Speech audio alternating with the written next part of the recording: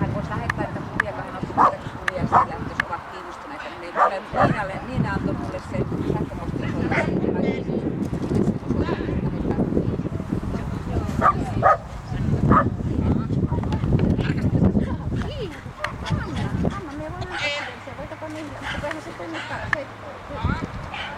Sieltä varmaan itsekin pitäisi katsoa, että laittaako se kaikki ne kuvat jonnekin vaan